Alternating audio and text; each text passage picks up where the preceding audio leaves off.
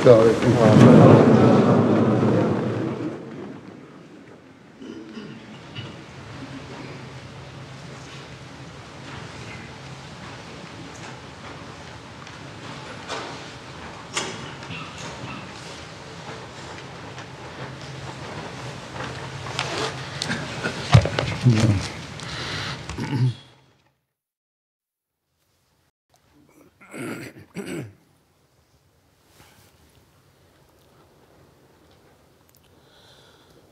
الله أكبر.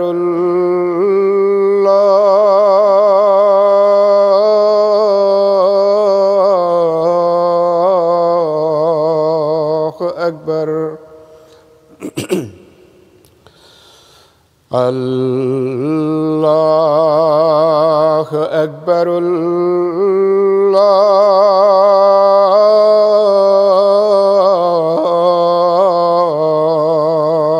أكبر. أشهد أن لا إله إلا الله. أشهد أن لا إله إلا الله.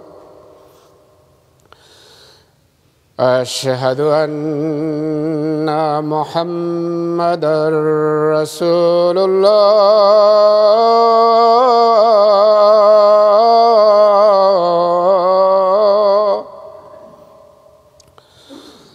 أشهد أن محمدًا رسول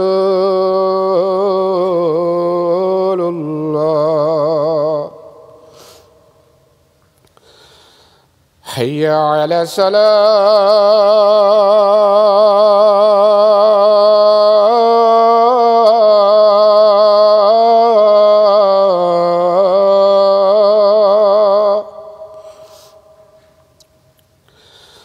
حي على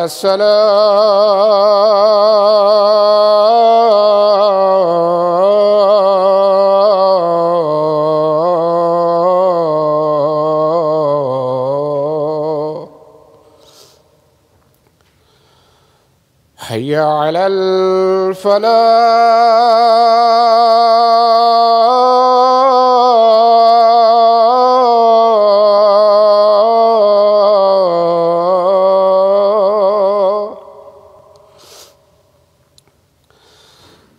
حي على الفلاح.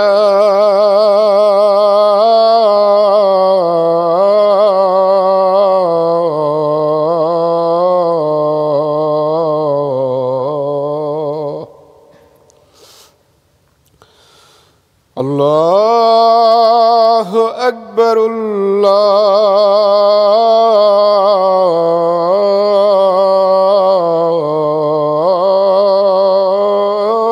الله أكبر. لا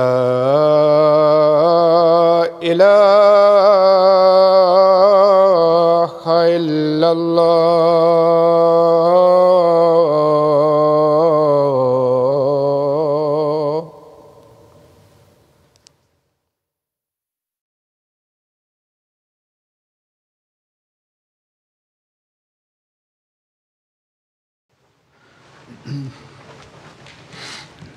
السلام عليكم ورحمة الله.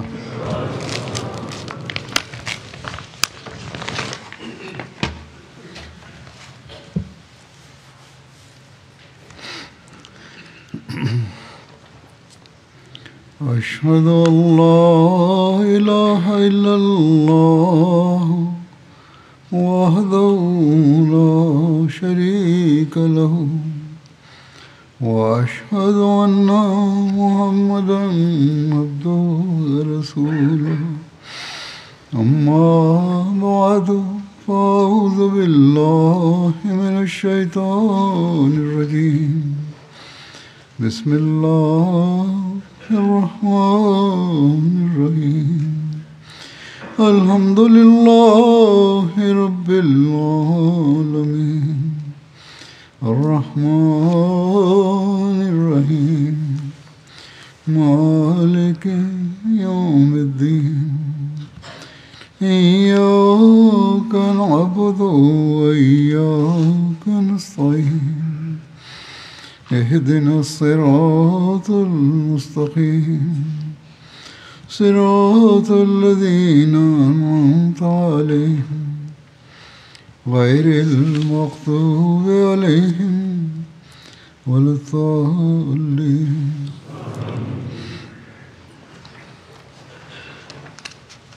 حضرت صلی اللہ علیہ وسلم کی سیرت کے حوالے سے بعض اور سرایہ اور غزوات کا ذکر کروں گا آج.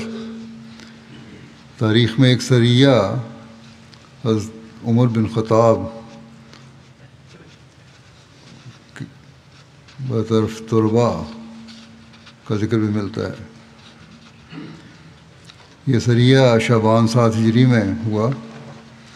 رسول اللہ صلی اللہ علیہ وسلم نے حضرت عمر بن خطاب کو حوازن قبیلہ کی طرف تربا مقام کی طرف بھیجا. تربا مدینہ سے تقریباً 333 میل کے فاصلے پر صنعا اور نجران کی شاہراہ پر واقع ہے. رسول اللہ صلی اللہ علیہ وسلم نے حضرت عمر کو 30 افراد کے ساتھ یہاں بھیجا. اس سریہ کو بھیجنے کی وجہ یہ تھی کہ رسول اللہ صلی اللہ علیہ وسلم کو اہل تربا کی طرف سے اسلام کے خلاف سازشوں کی اطلاع موصول ہوئی تھی. حضرت عمر روانہ ہوئے تو آپ کے ساتھ بنو ہلال کا ایک شخص گائیڈ تھا. صحابہ رات کو سفر کرتے اور دن کو چھپ جاتے. اہل تربا کو خبر پہنچی تو وہ بھاگ گئے وہاں سے. حضرت عمر ان کے علاقے میں پہنچے لیکن وہاں کوئی نہیں تھا، بلکہ ان کو بلندیوں پر چڑھا ہوا پایا. وہ پہاڑوں پہ چلے گئے تھے اور ان کا سارا مال مویشی وغیرہ وہاں تھا، ان لوگ قبضے میں کر لیے کیونکہ شرارتی لوگ تھے یہ. اور مدینے کی طرف واپس چل پڑے سامان لے کے. جب ذوالجدر مقام پر پہنچے جو قباء کے نواح میں مدینے سے 6-7 میل کے فاصلے پر ایک چراگاہ ہے، تو بنو ہلال کے اس شخص نے حضرت عمر سے کہا کیا تم ایک اور گروہ پر حملہ کرو گے جو بنو خصم میں سے ہے؟ وہ سارے اپنے علاقے میں قید سالی کی وجہ سے یہاں آ گئے ہیں. حضرت عمر نے کہا کہ رسول اللہ صلی اللہ علیہ وسلم نے مجھے یہ حکم نہیں دیا، آپ نے مجھے صرف یہ حکم دیا کہ میں تربا کے مقام پر حوازن سے جہاد کروں. پھر حضرت عمر مدینہ واپس آ گئے کیونکہ یہی لوگ تھے جو شرارت کرنے والے تھے. یہ بھی الزام جو لگایا جاتا ہے کہ مسلمان بلا جواز حملہ کرتے تھے، یہاں سے یہ بھی غلط ثابت ہوتا ہے.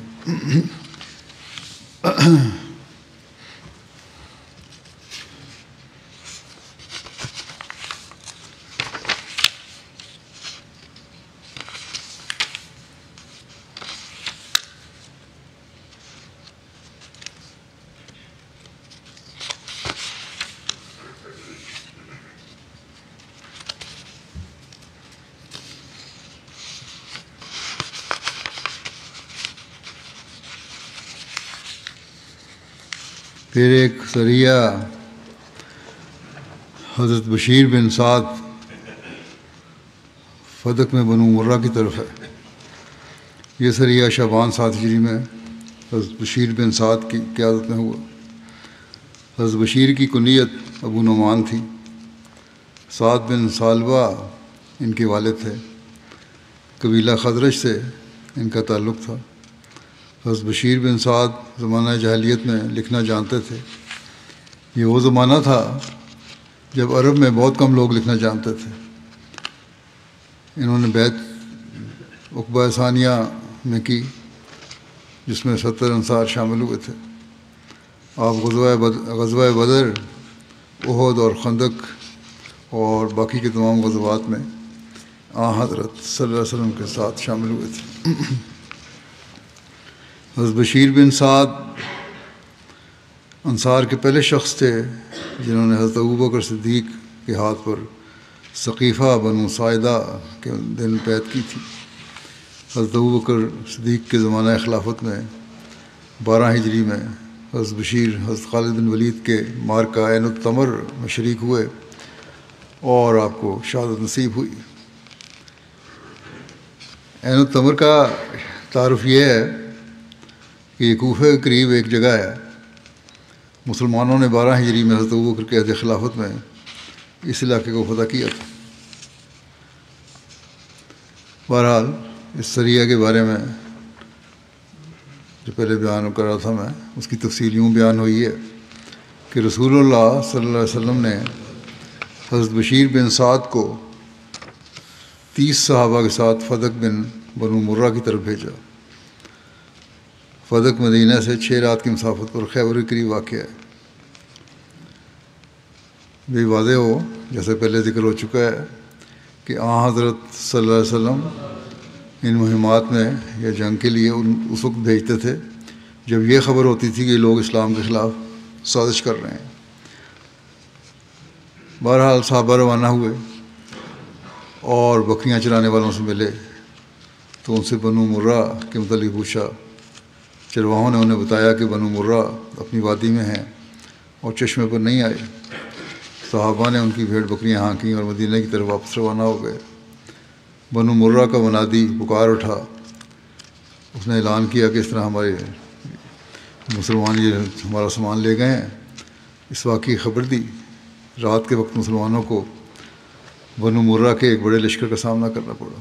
اس پر بنو مرہ کے لوگ واپس آئے، انہوں نے حملہ کیا مسلمانوں پہ، بہت بڑا لشکر لے کر۔ ساری رات صحابہ تیر اندازی کرتے رہے، یہاں تک کہ صحابہ کے تیر ختم ہو گئے۔ جب مسلمانوں نے صبح کی تو بنو مرہ نے مسلمانوں پر دوبارہ حملہ کر دیا اور حضرت بشیر کے ساتھیوں کو شہید کر دیا۔ حضرت بشیر ان لوگوں سے شدید جنگ کرتے رہے یہاں تک کہ وہ زخمی ہو کر گر پڑے۔ ان کے ٹخنے پر چوٹ لگی اور سمجھا گیا کہ بشیر فوت ہو گئے ہیں۔ پھر بنو مرہ اپنی بکریاں اور بھیڑیں لے کر واپس چلے گئے۔ یہ سامان مسلمانوں نے لیا تھا، ان سب کو شہید کر کے لوگ واپس چلے گئے اپنا سامان۔ رات تک حضرت بشیر ان شہداء میں پڑے رہے۔ انہوں نے ہمت کر کے خود کو اٹھایا اور فدق چلے گئے اور چند دن وہاں یہود کے ہاں ٹھہرے، یہاں تک کہ جب زخم بہتر ہو گئے تو مدینہ واپس آ گئے۔ پھر ایک سریہ حضرت غالب بن عبداللہ لیسی بطرف میفا یہ کا ذکر ہے۔ یہ سریہ رمضان 7 ہجری میں ہوا۔ حضرت غالب بن عبداللہ لیسی اہل حجاز میں سے تھے، فتح مکہ کے موقع پر موجود تھے اور ان کو رسول اللہ صلی اللہ علیہ وسلم نے فتح مکہ سے پہلے جاسوس کے طور پر آگے بھیجا تھا۔ حضرت امیر معاویہ کے دور میں خراسان کے والی تھے۔ یہ ایک روایت کے مطابق جنگ قادسیہ میں بھی شامل ہوئے تھے۔ ابن سعد نے لکھا ہے کہ رسول اللہ صلی اللہ علیہ وسلم نے حضرت غالب کو بنو اوال اور بنو عبد بن سالبہ کی طرف بھیجا جو میفا میں تھے۔ یہ جگہ نجد کی طرف مدینہ سے 96 میل کے فاصلے پر تھی۔ بنو اوال اور بنو عبد نے مسلمانوں کے خلاف منفی پروپیگنڈا کرتے ہوئے لوگوں کو اکٹھا کرنا شروع کر دیا تھا تاکہ احزاب عرب جیسی کوئی مزید کارروائی کی جا سکے، مسلمانوں پہ حملہ ہو۔ ابن ہشام نے حضرت غالب بن عبداللہ لیسی کے اس سریہ کو بنو مرہ کی طرف بیان کیا جو ہورقہ کے حلیف تھے۔ امام بخاری نے اس سریہ کے حوالے سے باب کا عنوان یہ بنایا ہے کہ باب باس النبی اسامہ تبن زید الی الحرقات من جوہینہ، یعنی نبی صلی اللہ علیہ وسلم کا حضرت اسامہ بن زید کو جوہینہ کے حرقات قبیلہ کی طرف بھیجنا۔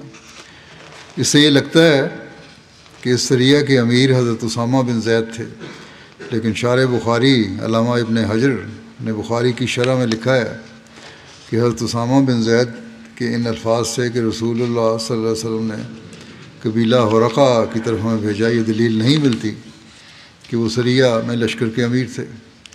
اور اسامہ بن زید کو ان کے والد زید کے غزوہ موتا میں شہید ہونے سے پہلے امیر لشکر بنایا جانا ثابت نہیں ہوتا.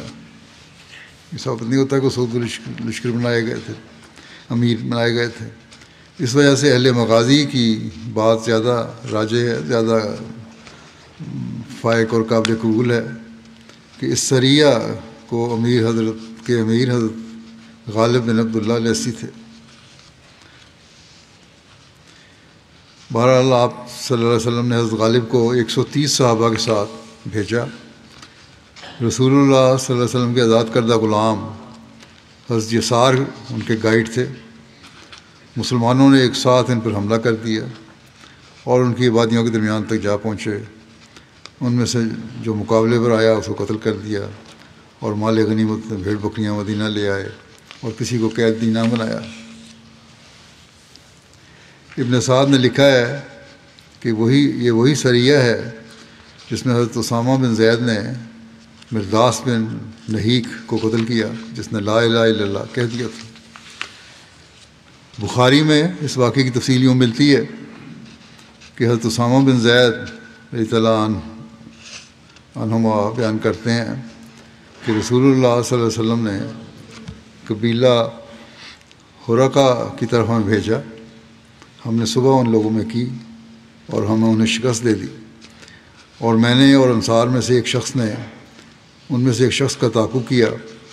جب ہم نے اس پر قابو پا لیا اس نے کہا لا الہ الا اللہ، تو انصاری رک گیا، مگر میں نے اپنا نیزہ اس کو مارا یہاں تک کہ میں نے اسے قتل کر دیا. پھر جب ہم آئے تو نبی کریم صلی اللہ علیہ وسلم کو یہ خبر پہنچی تو آپ نے فرمایا اے اسامہ، کیا تم نے اسے مار ڈالا بعد اس کے کہ اس نے کہا لا الہ الا اللہ؟ میں نے کہا وہ اپنا بچاؤ کر رہا تھا، مگر آپ صلی اللہ علیہ وسلم مسلسل اسے دہراتے رہے.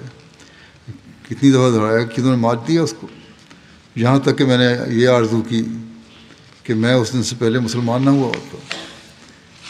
مسلم نے اس روایت کو یوں درج کیا ہے کہ افلا شققت عن قلبہ حتی تعلم قالہا ام لا، تم نے کیوں نہ اس کا دل چیرا تاکہ تم جان لیتے کہ اس نے یہ دل سے کہا تھا یا نہیں. آپ میرے ساتھ یہ سامنے ہی بات دہراتے رہے کہ اور یہاں تک کہ میں نے یہ خواہش کی کاش میں نے اس دن ہی اسلام قبول کیا ہوتا. لیکن آج کل کے مولوی یہ سمجھتے ہیں کہ انہوں نے احمدیوں کے دل چیر کے دیکھ لیے ہیں، اس لیے احمدیوں کو شہید کرنا اور ظلم کرنا جائز ہے ان پہ. اللہ تعالیٰ ان کی پکڑ کے بھی سامان کرے.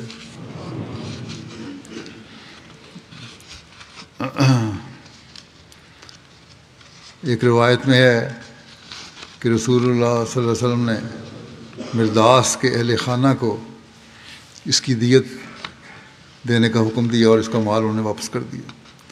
آپ صلی اللہ علیہ وسلم نے اس شخص کو جس نے لا الہ الا اللہ کہا تھا، گو یہ جنگ کر رہا تھا پہلے، لیکن آپ نے فرمایا کیونکہ اس نے لا الہ الا اللہ پڑھ لیا اس لیے اس کے گھر والوں کو اس کی دیت دو اور اس کا مال جو تم نے لوٹا وہ بھی واپس کرو. حضرت مسلم موعود نے اس واقعے کو یوں بیان کیا ہے، لکھتے ہیں کہ آپ صلی اللہ علیہ وسلم ہمیشہ حکم دیتے تھے کہ شریعت کا نفاذ ظاہر پر ہونا چاہیے، یعنی شریعت جو نافذ ہونی ہے جو ظاہری حالت ہے اس پہ ہونی، دلوں کا حال نہیں ہم جانتے. ایک دفعہ ایک جنگ پر کچھ صحابہ گئے ہوئے تھے، راستہ میں ایک مشرک انہیں ایسا ملا جو ادھر ادھر جنگل میں چھپا پھرتا تھا، اور جب کبھی اسے کوئی اکیلا مسلمان مل جاتا تو اس پر حملہ کر کے وہ اسے مار ڈالتا. اسامہ بن زید نے اس کا تعاقب کیا اور ایک موقع پر جا کر اسے پکڑ لیا اور اسے مارنے کے لیے تلوار اٹھائی. جب اس نے دیکھا کہ اب میں قابو آ گیا ہوں تو اس نے کہا کہ لا الہ الا اللہ، جس سے اس کا مطلب یہ تھا کہ میں مسلمان ہوتا ہوں. مگر اسامہ نے اس کے اس قول کی پرواہ نہ کی اور اسے مار ڈالا. جب رسول اللہ صلی اللہ علیہ وسلم کو اس لڑائی کی خبر دینے کے لیے ایک شخص مدینے پہنچا تو اس نے لڑائی کے سب احوال بیان کرتے کرتے یہ واقعہ بھی بیان کیا اس پر رسول اللہ صلی اللہ علیہ وسلم نے اسامہ کو بلوایا اور ان سے پوچھا کہ کیا تم نے اس آدمی کو مار دیا تھا؟ انہوں نے کہا ہاں۔ آپ نے فرمایا قیامت کے دن کیا کرو گے جب لا الہ الا اللہ تمہارے خلاف گواہی دے گا؟ جیسا کہ میں نے پہلے کہا، یہ مولوی جو ہے آج کل کے پاکستان میں اور ان کے چیلے جنت میں جانے کی باتیں کرتے ہیں کہ احمدیوں کو قتل کر دو تو جنت میں جاؤ گے، لیکن انہیں پتہ نہیں کہ یہ عمل جو ہیں ان کے، انہیں اللہ تعالیٰ کی سزا کا مورد بنا رہے ہیں۔ کبھی نہ کبھی تو اللہ کی پکڑ آئے گی ان پہ۔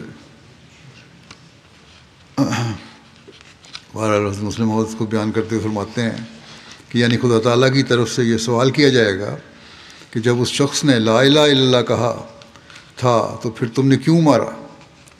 گو وہ قاتل تھا مگر توبہ کر چکا تھا۔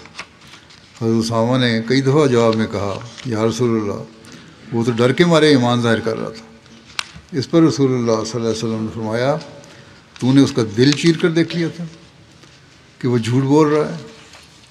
اور پھر بار بار یہی کہتے چلے گئے کہ تم قیامت کے دن کیا جواب دو گے جب اس کا لا الہ الا اللہ تمہارے سامنے پیش کیا جائے گا؟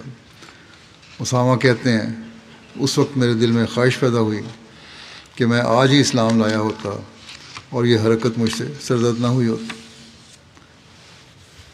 پھر ایک سریہ ہے حضرت بشیر بن سعد جو یمن اور جبار کی طرف ہے۔ یہ سریہ شوال 7 ہجری میں ہوا۔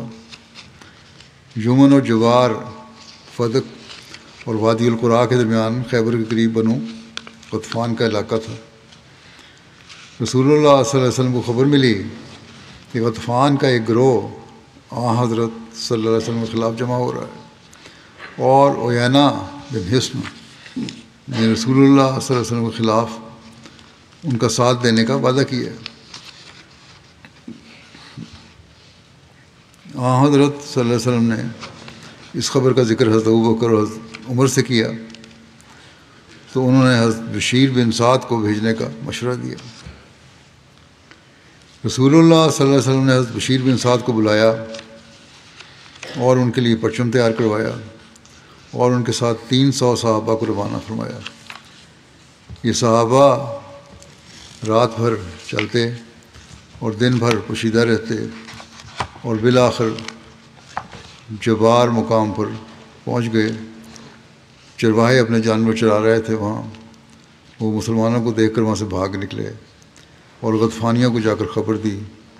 وہ لوگ اس خبر سن کر اپنے مال مویشی چھوڑ کر اپنی بستی کے ولائی حصوں کی طرف فرار ہو گئے، سب چھوڑ کے چلے گئے۔ ان میں صرف 2 آدمی ہاتھ لگے جنہیں گرفتار کر لیا گیا۔ صحابہ نے بھیڑ بکریاں اور اونٹ اپنے قبضہ میں لے لیے اور قیدیوں سمیت واپس مدینہ آ گئے۔ یہاں وہ دونوں قیدی مسلمان ہو گئے تو رسول اللہ صلی اللہ علیہ وسلم نے ان دونوں کو واپس مدینہ جانے دیا اپنے علاقے میں۔ عمرۃ القضاء کی تفصیل یوں بیان ہوئی ہے، جو حضرت صلی اللہ علیہ وسلم نے عمرہ کیا تھا ایک ذوالقعدہ 7 ہجری میں، جو فروری 629 عیسوی کا ہے۔ رسول اللہ صلی اللہ علیہ وسلم ذوالقعدہ 7 ہجری میں عمرۃ القضاء کے لیے روانہ ہوئے۔ یہ وہی مہینہ تھا جس میں پچھلے سال مشرکین مکہ نے حضرت صلی اللہ علیہ وسلم کو عمرہ نہ کرنے دیا تھا، اور مقام حدیبیہ سے حضرت صلی اللہ علیہ وسلم تشریف لے آئے تھے۔ چنانچہ اب اس عمرے کی قضاء کے لیے حضرت صلی اللہ علیہ وسلم تشریف لے گئے۔ شارح بخاری علامہ ابن حجر نے اس کے کئی نام بیان کیے ہیں: غزوۃ القضاء، عمرۃ القضیہ، عمرہ صلح اور عمرۃ القصاص، اور اس عمرہ کو غزوۃ الامن بھی کہا جاتا ہے۔ اس کو عمرۃ القصاص اس لیے کہتے ہیں کیونکہ مشرکین مکہ نے 6 ہجری میں حرمت والے مہینے ذوالقعدہ میں رسول اللہ صلی اللہ علیہ وسلم کو عمرہ ادا کرنے سے روک دیا تھا، تو آپ پہلے عمرہ کے قصاص میں تشریف لے گئے تھے۔ اور ذوالقعدہ 7 ہجری کو مسجد حرام میں داخل ہوئے۔ حضرت ابن عباس کہتے ہیں اس کے متعلق یہ آیت نازل ہوئی، الشہر الحرام بالشہر الحرام والحرمات قصاص، کہ عزت والا مہینہ عزت والے مہینے کا بدلہ ہے اور تمام حرمت والی چیزوں کی حد تک کا بدلہ لیا جائے گا۔ ابن ہشام نے بیان کیا ہے کہ مدینہ میں حضور صلی اللہ علیہ وسلم نے حضرت عویف بن عزبت دیلی کو نائب مقرر کیا، اور ابن سعد کے مطابق آپ نے حضرت ابو روم غفاری کو نائب مقرر کیا۔ عمرہ کے لیے روانگی کی تفصیل بیان اس طرح ہوئی ہے کہ اس عمرے میں حضرت صلی اللہ علیہ وسلم کے ساتھ 2000 صحابہ تھے۔ روانگی کے وقت آپ نے ارشاد فرمایا کہ جو لوگ حدیبیہ کے موقع پر موجود تھے ان میں سے ہر شخص شامل ہو۔ حدیبیہ کے موقع پر موجود تمام صحابہ اس عمرے میں رسول اللہ صلی اللہ علیہ وسلم کے ساتھ تھے، سوائے ان کے جو غزوہ خیبر کے موقع پر شہید ہو گئے تھے یا وفات پا گئے تھے۔ ان کے علاوہ آپ کے ساتھ کئی ایسے صحابہ بھی شامل تھے جو حدیبیہ کے وقت موجود نہ تھے۔ آپ کے ساتھ قربانی کے 60 اونٹ تھے۔ آپ نے ان سب جانوروں کے گلوں میں ہاتھ ڈالے اور جانوروں کی نگرانی پر حضرت ناجیہ بن جندب کو متعین فرمایا۔ جب حضرت ذوالحلیفہ پہنچے، جو مدینہ سے تقریباً 6-7 میل کے فاصلے پر ایک بستی ہے، تو 100 گھڑ سواروں کو احتیاطی تدبیر کے طور پر اپنے آگے روانہ کیا۔ ان پر حضرت محمد بن مسلمہ کو امیر بنایا گیا۔ رسول اللہ صلی اللہ علیہ وسلم نے اس سفر میں خود، ہتھیار، زرہیں اور نیزے بھی ساتھ لیے۔ آپ نے ہتھیار بھی آگے بھیج دیے اور ان پر حضرت بشیر بن سعد کو نگران مقرر فرمایا۔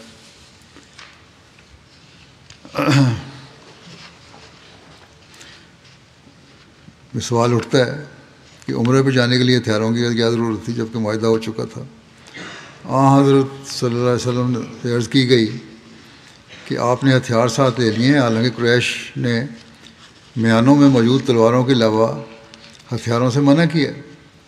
اس پر حضرت صلی اللہ علیہ وسلم نے فرمایا کہ ہم ہتھیار لے کر حرم میں داخل نہیں ہوں گے، بلکہ کسی حملے کی صورت میں وہ ہمارے قریب ایک جگہ پر ہوں گے۔ وہاں لے کے جا نہیں جائے مکے میں، تو باہر رکھیں گے ہم، کیونکہ ان کا اعتبار کوئی نہیں، کسی وقت حملہ کر سکتے ہیں۔ محمد بن مسلمہ گھڑ سواروں کے ساتھ مر الزہران پہنچے تو وہاں قریش کے کچھ لوگ ان سے ملے، جن کو انہوں نے بتایا کہ حضرت صلی اللہ علیہ وسلم کل انشاءاللہ اس مقام پر ہوں گے۔ وہ لوگ قریش کے پاس آئے اور انہوں نے اس کے متعلق بتایا تو وہ لوگ ڈر گئے۔ جب رسول اللہ صلی اللہ علیہ وسلم مر الزہران پہنچے تو تمام ہتھیار یاجج مقام پر بھیج دیے، جو مکے سے 8 میل دور ہے۔ جب کفار مکہ کو خبر ملی کہ حضور صلی اللہ علیہ وسلم ہتھیاروں اور سامان جنگ کے ساتھ مکے آ رہے ہیں تو بہت گھبرائے، اور انہوں نے چند آدمیوں کو صورتحال کی تحقیقات کے لیے مر الزہران تک بھیجا۔ مکرز بن حفص نے کہا، جو گیا نمائندہ، کہ اے محمد صلی اللہ علیہ وسلم، ہم نے آپ کو کبھی عہد شکنی کرتے نہیں دیکھا۔ تو نبی کریم صلی اللہ علیہ وسلم نے فرمایا کہ ہم صلح نامے کی شرط کے مطابق بغیر ہتھیار کے مکے میں داخل ہوں گے۔ یہ سن کر کفار مطمئن ہو گئے۔ اس پر مکرز نے کہا کہ یہی وجہ ہے کہ ہم آپ کو نیکی اور وفا کی خوبیوں کا مجموعہ سمجھتے ہیں۔ کافر ہے وہ، یہ کہہ رہا ہے ہم آپ کو نیکی اور وفا کی خوبیوں کا مجموعہ سمجھتے ہیں۔ حضور صلی اللہ علیہ وسلم نے حضرت بشیر بن سعد کی متحدی میں چند صحابہ کو ان ہتھیاروں کی حفاظت کے لیے متعین فرما دیا، اور معاہدہ کی شرائط کے مطابق سوائے تلوار کے کوئی ہتھیار نہ تھا۔ آپ صحابہ کرام کے مجمع کے ساتھ تلبیہ کرتے ہوئے حرم کی طرف بڑھے۔ قربانی کے جانوروں کو ذی طواء کی طرف بھیج دیا، جو مسجد حرام سے 20 میل کے فاصلے پر مکے کی ایک وادی ہے۔ آپ اپنی اونٹنی قصبہ پر سوار تھے۔ آپ ہجون کی طرف سے مکے میں داخل ہوئے۔ ہجون وادی محسب کی طرف ایک پہاڑ ہے جو بیت اللہ سے 1.5 میل کے فاصلے پر ہے۔ حضرت انس سے روایت ہے کہ نبی صلی اللہ علیہ وسلم عمرۃ القضاء کے موقع پر مکے میں داخل ہوئے اور حضرت عبداللہ بن رواحہ آپ کے آگے چل رہے تھے اور وہ کہہ رہے تھے، اے کفار کی اولاد، آپ صلی اللہ علیہ وسلم کا راستہ چھوڑ دو، آج ہم تمہیں ماریں گے۔ آپ صلی اللہ علیہ وسلم پر ایسی مار جو کھوپڑی کو اس کی جگہ سے ہٹا دے گی اور دوست کو دوست سے غافل کر دے گی۔ حضرت عمر نے ان سے کہا کہ اے ابن رواحہ، رسول اللہ صلی اللہ علیہ وسلم کے سامنے اور اللہ کے حرم میں یہ شعر پڑھتے ہو، یہ تو غلط بات کر رہے ہو تم۔ رسول اللہ صلی اللہ علیہ وسلم نے فرمایا، اے عمر، اسے چھوڑ دو، یہ ان میں تیروں سے زیادہ اثر کرنے والی ہے۔ یہ ایک روایت ہے۔ ایک روایت میں یہ ہے کہ جب حضرت عمر نے حضرت عبداللہ بن رواحہ کو اشعار پڑھنے سے روکا تو حضرت صلی اللہ علیہ وسلم نے حضرت عمر سے فرمایا، اے عمر، میں سن رہا ہوں جو کہہ رہا ہے یہ۔ اس پر حضرت عمر خاموش ہو گئے، اور پھر نبی کریم صلی اللہ علیہ وسلم نے حضرت عبداللہ بن رواحہ سے فرمایا، تم یہ کہو جو پڑھ رہے ہو تم، یہ تو اشتعال دلانے والی باتیں ہیں، یہ نہ کہو، یہ کہو کہ لا الہ الا اللہ وحدہ نصر عبدہ وعزا جندہ وہزم الاحزاب وحدہ، کہ اللہ کے سوا کوئی عبادت کے لائق نہیں، وہ اکیلا ہے، اس نے اپنے بندے کی مدد کی اور اپنے لشکر کو عزت بخشی اور اکیلے تمام گروہوں کو شکست دی۔ اس واقعے کو حضرت مسلم موعود نے بھی اپنے الفاظ میں بیان فرمایا ہے کہ جب مر الزہران تک پہنچے جو مکے سے ایک پڑاؤ پر ہے، تو معاہدے کے مطابق آپ نے تمام بھاری ہتھیار اور زیریں وہاں جمع کر دیں اور خود اپنے صحابہ سمیت معاہدے کے مطابق صرف نیام بند تلواروں کے ساتھ حرم میں داخل ہوئے۔ 7 سالہ جلا بیتنے کے بعد مہاجرین کا مکے میں داخل ہونا کوئی معمولی بات نہیں تھی۔ ان کے دل ایک طرف ان لمبے مظالم کی یاد کر کے خون بہا رہے تھے جو مکے میں ان پر کیے جاتے تھے، اور دوسری طرف خدا تعالیٰ کے اس فضل کو دیکھ کر کہ پھر خدا تعالیٰ نے انہیں کعبے کی طرف کے طواف کے موقع نصیب کیا ہے، وہ خوش بھی ہو رہے تھے۔ مکے کے لوگ مکے سے نکل کر پہاڑ کی چوٹیوں پر کھڑے ہو کر مسلمانوں کو دیکھ رہے تھے۔ مسلمانوں کو دل چاہتا تھا کہ آج وہ ان پر ظاہر کر دیں کہ خدا تعالیٰ نے انہیں پھر مکے میں داخل ہونے کی توفیق بخشی ہے یا نہیں۔ چنانچہ عبداللہ بن رواحہ نے اس موقع پر جنگی گیت گانے شروع کیے، مگر رسول اللہ صلی اللہ علیہ وسلم نے انہیں روک دیا اور فرمایا، ایسے شعر نہ پڑھو، بلکہ یوں کہو کہ خدا کے سوا اور کوئی معبود نہیں، وہ خدا ہی ہے جس نے اپنے رسول کی مدد کی اور مومنوں کو ذلت کے گڑھے سے نکال کر اونچا کیا، صرف خدا ہی ہے جس نے دشمنوں کو ان کے سامنے سے بھگا دیا۔ حضرت ابن ابی اوفا بیان کرتے ہیں کہ جب رسول اللہ صلی اللہ علیہ وسلم نے عمرہ کیا تو ہم مشرکین کے نوجوانوں سے آپ کی حفاظت کر رہے تھے، یعنی پہرا دے رہے تھے یہ لوگ علیہ وسلم کا، مبادا رسول اللہ صلی اللہ علیہ وسلم کو تکلیف دیں۔ جب رسول کریم صلی اللہ علیہ وسلم مکے میں داخل ہوئے تو کچھ کفار قریش حضرت صلی اللہ علیہ وسلم سے بغض و عداوت کی وجہ سے حضرت صلی اللہ علیہ وسلم اور صحابہ کو بیت اللہ کا طواف کرنے کا منظر نہ دیکھ سکنے کی وجہ سے پہاڑوں پر چلے گئے، مگر کچھ کفار دارالندوہ میں جمع ہو گئے، وہاں کھڑے ہو کر طواف کا نظارہ کرنے لگے اور کہنے لگے کہ یہ مسلمان بھلا کیا طواف کریں گے، ان کو تو بھوک اور مدینے کے بخار نے کمزور کر کے رکھ دیا ہے۔ حضور صلی اللہ علیہ وسلم نے مسجد حرام میں پہنچ کر استوا کر لیا، یعنی چادر کو اس طرح اوڑھ لیا کہ آپ کا دانا شانہ اور بازو کھل گئے، اور آپ صلی اللہ علیہ وسلم نے فرمایا، خدا اس پر اپنی رحمت نازل فرمائے جو ان کفار کے سامنے اپنی قوت کا اظہار کرے۔ پھر آپ صلی اللہ علیہ وسلم نے اپنے اصحاب کے ساتھ طواف کے شروع کے 3 چکروں میں شانوں کو ہلا ہلا کر خوب اکڑتے ہوئے چل کر طواف کیا، یہ ظاہر کیا کہ تم کمزور سمجھ رہے ہو، ہم کمزور نہیں ہیں۔ بخاری میں اس حوالے سے روایت ہے کہ حضرت ابن عباس نے بیان کیا کہ رسول اللہ صلی اللہ علیہ وسلم اور آپ کے صحابہ آئے تو مشرکین نے کہا، تمہارے پاس ایسے لوگ آ رہے ہیں جنہیں مدینے کے بخار نے کمزور کر دیا، نبی صلی اللہ علیہ وسلم نے انہیں حکم دیا اپنے صحابہ کو کہ وہ 3 چکر دوڑ کر لگائیں.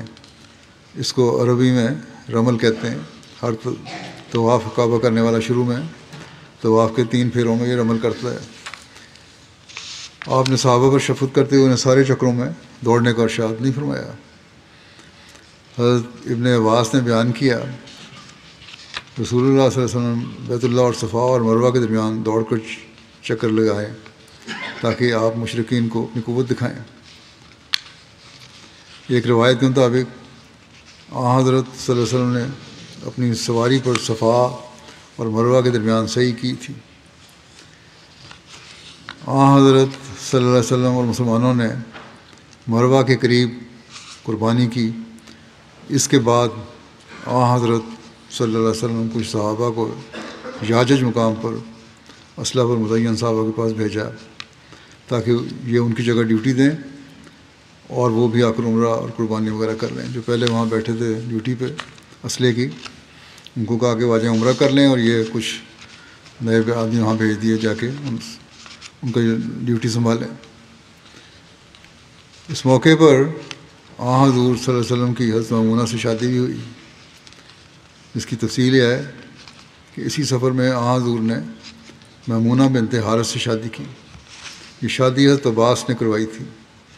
حضرت میمونہ نے اپنی شادی کا اختیار اپنی بہن حضرت ام فضل کو دیا تھا جو حضرت صلی اللہ علیہ وسلم کے چچا حضرت عباس کی بیوی تھی، اور حضرت ام فضل نے وہ اختیار حضرت عباس کو دیا. حضرت عباس نے ان کی شادی حضور صلی اللہ علیہ وسلم سے کروا دی اور حضرت میمونہ کا مہر 400 درہم مقرر ہوا. حضرت مسلم عود نے اس حوالے سے بیان کیا ہے کہ حضرت عباس کی سالی میمونہ جو دیر سے بیوہ ہو چکی تھی مکے میں تھی.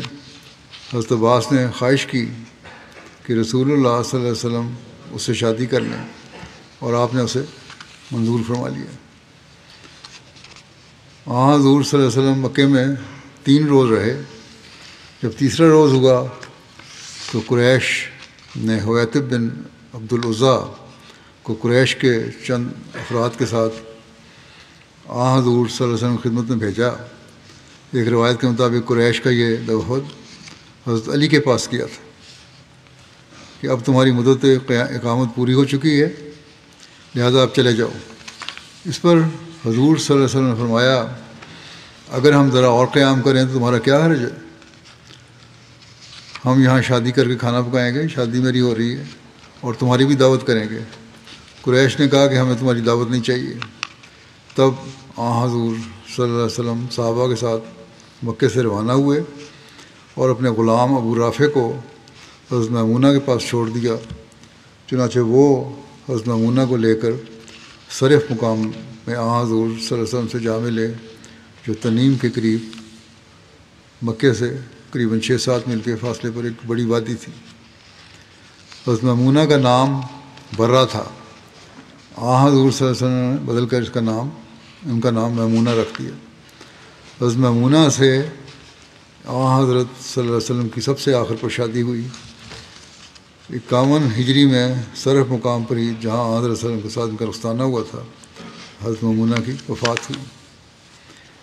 حضرت مسلم عود لکھتے ہیں کہ چوتھے دن مکے والوں نے مطالبہ کیا کہ آپ حسب معاہدہ مکے سے نکل جائیں، اور آپ نے فوراً تمام صحابہ کو حکم دیا کہ مکہ چھوڑ کر مدینہ کی طرف روانہ ہو جائیں.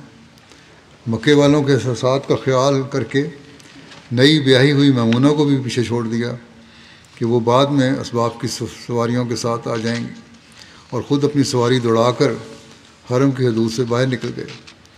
اور وہیں شام کے وقت آپ کی بیوی میمونہ کو پہنچایا گیا اور پہلی رات وہیں جنگل میں میمونہ رسول اللہ صلی اللہ علیہ وسلم کی خدمت میں پیش ہوئیں. حضرت میمونہ کو نبی اکرم صلی اللہ علیہ وسلم کے ساتھ اس مقدس رفاقت کی یہ جگہ بہت عزیز رہی. اسی لیے آپ رضی اللہ عنہا نے وصیت فرمائی تھی حضرت میمونہ نے کہ میں جب فوت ہو جاؤں تو مجھے اسی مقام کی اسی جگہ پر دفن کیا جائے جہاں نبی کریم صلی اللہ علیہ وسلم کا خیمہ تھا، جہاں مجھے حضور صلی اللہ علیہ وسلم کی خدمت میں پیش کیا گیا تھا. خدائی تقدیر کہ آپ حج کے لیے تشریف لائیں اور وہیں مکے میں بیمار ہو گئیں۔ کچھ دنوں کے بعد آپ نے فرمایا کہ مجھے مکے سے باہر لے چلو، کیونکہ مجھے نبی کریم صلی اللہ علیہ وسلم نے فرمایا تھا کہ تمہاری وفات مکے میں نہیں ہوگی۔ چنانچہ لوگ انہیں مکے سے لے کر روانہ ہوئے اور صرف مقام پر پہنچے تھے کہ ام المومنین حضرت میمونہ کی روح قفس سے انصری سے پرواز کر گئی، وفات ہو گئی ان کی۔ چنانچہ ان کی وصیت کے مطابق اسی مقام پر انہیں دفن کیا گیا تھا۔ ان کی وفات وقت ان کی عمر 80-81 سال تھی۔ اس سفر میں حضرت حمزہ کی بیٹی کے واقعہ کا بھی ذکر ملتا ہے۔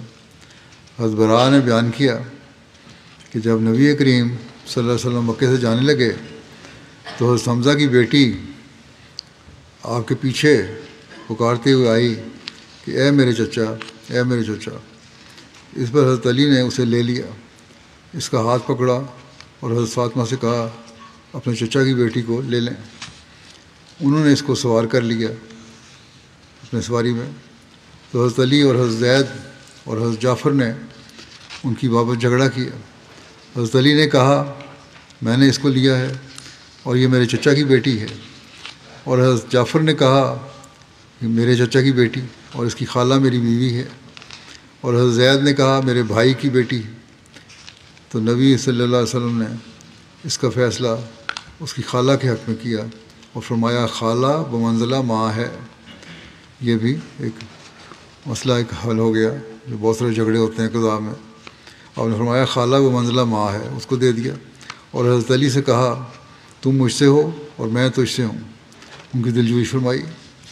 اور حضرت جعفر سے کہا تم شکل اور اخلاق میں میرے مشابہ ہو، اور حضرت زید سے کہا تم ہمارے بھائی ہو اور ہمارے آزاد کردہ ہو۔ حضرت علی نے کہا کیا آپ حضرت حمزہ کی بیٹی سے شادی نہیں کریں گے؟ آپ صلی اللہ علیہ وسلم نے فرمایا وہ میرے رضائی بھائی کی بیٹی ہے، رشتے اس طرح شادی نہیں ہو سکتی۔ حضرت صلی اللہ علیہ وسلم ذوالحجہ کے مہینے میں مدینہ واپس تشریف لے آئے۔ ایک سریہ اخرم بن ابی اوجا بطرف بنو سلیم ہے۔ یہ سریہ ذوالحجہ 7 ہجری میں ہوا۔ رسول اللہ صلی اللہ علیہ وسلم نے حضرت اخرم کو 50 آدمیوں کے ساتھ بنو سلیم کی طرف بھیجا جو مدینہ کے قریب آباد تھے۔ بنو سلیم کا ایک جاسوس حضرت اخرم کے ساتھ تھا، جس نے آگے جا کر اپنی قوم کو چوکنا کر دیا، اور انہوں نے ایک بڑا لشکر جمع کر لیا۔ جب حضرت اخرم ان کے پاس پہنچے تو بنو سلیم ان کے مقابل کے لیے تیار تھے۔ حضرت اخرم نے ان کو اسلام کی دعوت دی تو انہوں نے کہا تم ہمیں جس چیز کی طرف بلا رہے ہو ہمیں اس کی کوئی ضرورت نہیں۔ اس کے بعد دونوں طرف سے کچھ دیر تیر اندازی ہوئی۔ اسی دوران بنو سلیم کے لیے مزید کمک آ گئی اور انہوں نے مسلمانوں کو ہر طرف سے گھیر لیا۔ مسلمانوں نے بہت سخت جنگ لڑی، یہاں تک کہ ان میں سے اکثر شہید ہو گئے، اور حضرت اخرم بھی مقتولین کے ساتھ شدید زخمی ہو کر گر پڑے۔ پھر یکم صفر 8 ہجری کو رسول اللہ صلی اللہ علیہ وسلم کے پاس پہنچ گئے۔ پھر ایک سریہ حضرت غالب بن عبداللہ لیثی بطرف قدیم کا ذکر ہے۔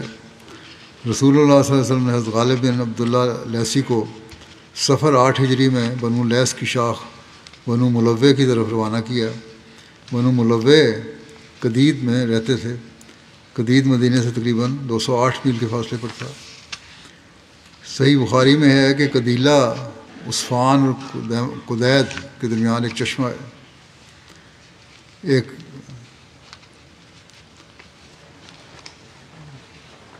ایک روایت کے مطابق رسول اللہ صلی اللہ علیہ وسلم نے حضرت غالب بن عبداللہ کو 15 افراد کے ساتھ روانہ فرمایا، اور اس سریے میں مسلمانوں کا شعار امت تھا۔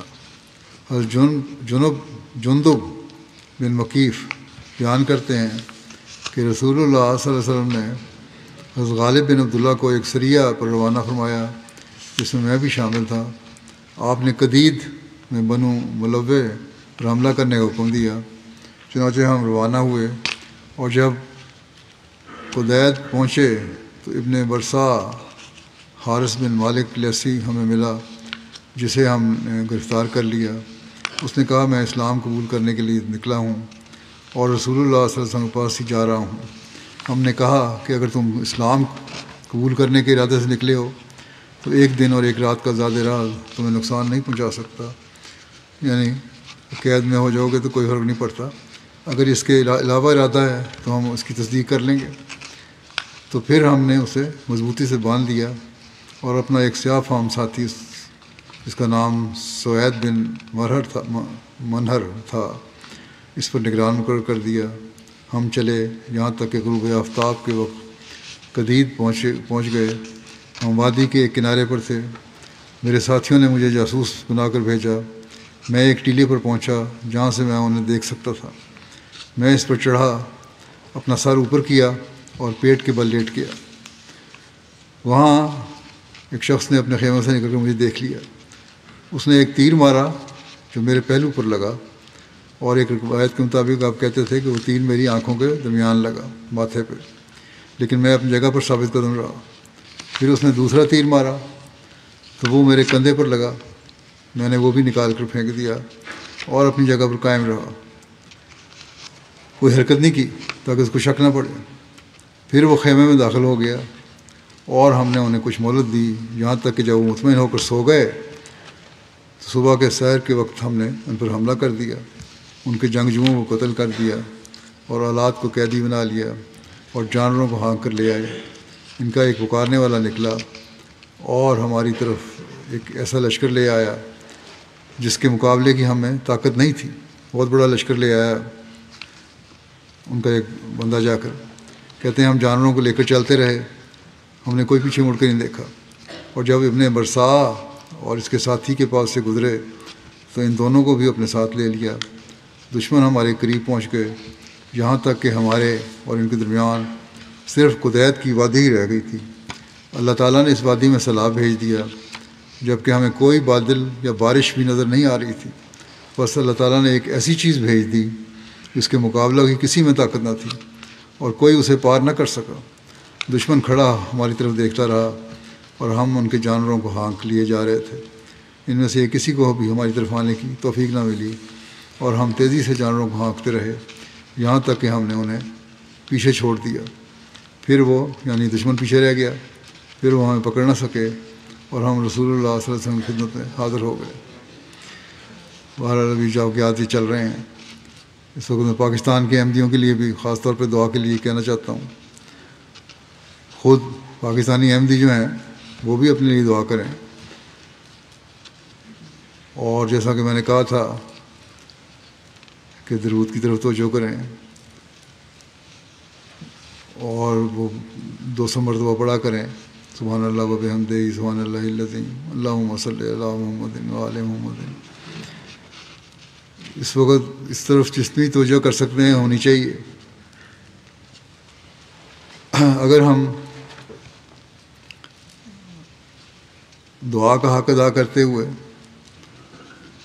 دعاؤں کی طرف توجہ دیں گے تو پھر ہی کامیابی ہے۔ جتنی توجہ دینی چاہیے تھی وہ توجہ دی نہیں جا رہی۔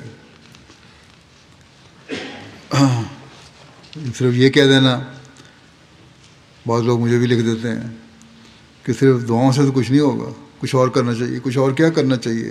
ہمارا ہتھیار تو صرف دعائیں ہیں۔ اس بارے میں ہم کئی دفعہ میں بیان کر چکا ہوں، حضرت مسیح علیہ الصلوۃ والسلام کے اقتباسات بیان کر چکا ہوں۔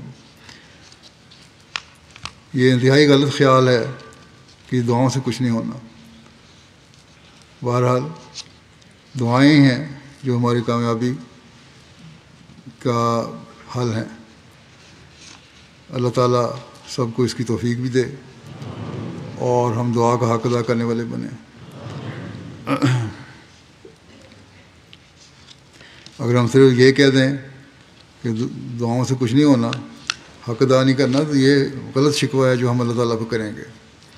بس اس کی استغفار بھی کرنی چاہیے ہمیں۔ آج ایک واقعہ بھی کراچی میں ہوا ہے، بلوائیوں نے، دہشت گردوں نے، نام اسلام کے نام پہ ہیں دہشت گردی، مسجد پہ حملہ کیا ہے ہماری، اور ایک احمدی کو شہید بھی کر دیا۔ انا للہ و انا الیہ راجعون۔ اس کی پوری تفصیل تو ابھی نہیں ملی، تفصیل آئے گی تو جان بھی ہو جائے گی انشاءاللہ۔ اللہ تعالیٰ ان ظالموں کی پکڑ کے جلد سامان فرمائے۔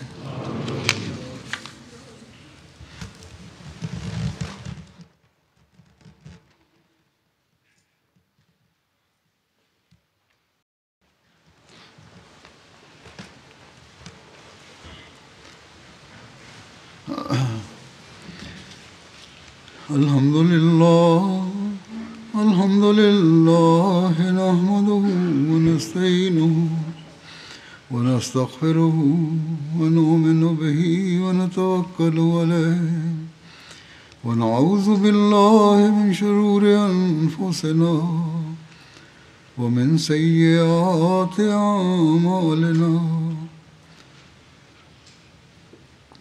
من يهده الله فلا مضل له ومن يضلله فلا هادي له ونشهد أن لا إله إلا الله ونشهد أن محمدا عبده ورسوله عباد الله رحمكم الله إن الله يأمر بالعدل والإحسان وإيتاء ذي القربى